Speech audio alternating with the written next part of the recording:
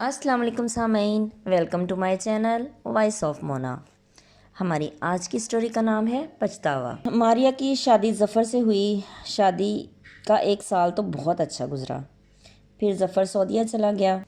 ماریا بہت ہنسمکھ تھی۔ ظفر سعودیہ چلا گیا تو وہ اداس رہتی۔ پڑھی لکھی تھی، سلائی کا ڈپلومہ تھا، 3 بھائیوں کی اکلوتی بہن تھی۔ ظفر کے 3 بھائی اور 2 بہنیں تھیں۔ سب صحیح تھا، پھر اختلافات شروع ہو گئے۔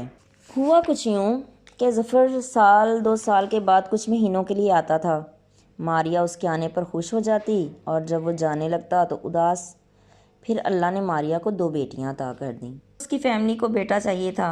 ان کا رویہ ماریا کے ساتھ بہت برا ہو گیا۔ وہ بات بے بات ماریا کو تانے مارتے۔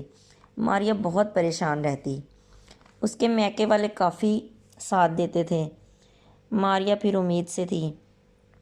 اس کی امی اسے اپنے گھر لے گئیں کیونکہ ماریا کی حالت ٹھیک نہیں تھی۔ ماریا کو مسلسل علاج چل رہا تھا۔ پھر اللہ نے ماریا کو بیٹا عطا کیا، لیکن وہ بیمار تھا۔ ماریا اپنی تکلیف بھول گئی۔ بچہ ICU میں تھا۔ ماریا کا رو رو کے برا حال تھا۔ اس نے ظفر کو فون کیا کہ فوراً پاکستان آ جاؤ۔ ظفر نے صاف انکار کر دیا، بلکہ بول دیا کہ بچہ مرتا ہے تو مر جائے، میں کام چھوڑ کے نہیں آ سکتا۔ ماریا پہلے ہی اس کی جدائی سہ سہ کر تنگ آ چکی تھی۔ اس کی اس بات نے رہی سہی کسر بھی نکال دی۔ اب وہ ظفر سے نفرت کرنے لگی تھی۔ وہ اس کی آخری بات تھی۔ ظفر نے پیسے بھیج دیے۔ ماریا کے بھائیوں نے کہا ہمیں پیسے نہیں چاہیے، تم ہماری بہن کا خیال رکھو، لیکن وہ نہیں آیا۔ ماریا بہت پریشان تھی۔ پھر بچہ اللہ کو پیارا ہو گیا۔ ماریا بار بار بے ہوش ہو رہی تھی۔ بھائی پریشان تھے۔ جیسے ہی ہوش آتا وہ بہن کو دلاسا دیتے، پیار کرتے۔ بچے کو دفنا دیا گیا۔ ماریا بھی ہسپتال میں تھی۔ ظفر نہیں آیا تھا۔ ماریا میکے آ گئی اور اس نے ظفر کے گھر جانے سے صاف انکار کر دیا۔ ماریا ہر وقت روتی رہتی۔ بچے کی یاد اسے بہت ستاتی تھی۔ پھر خدا بھی غضب میں آ گیا۔ ظفر کا سعودیہ میں جھگڑا ہو گیا۔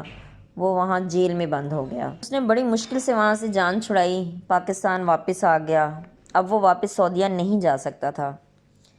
پھر ظفر ماریا کو لینے گیا تو ماریا نے سارا خاندان اکٹھا کر لیا اور بولی کہ ظفر تم میرا بیٹا واپس لا دو، میں تمہارے ساتھ صلح کر لوں گی۔ سب نے سمجھایا لیکن وہ نہ مانی۔ پھر چاروں ناچار بھائیوں نے طلاق لے لی۔ ظفر پچھتا رہا تھا۔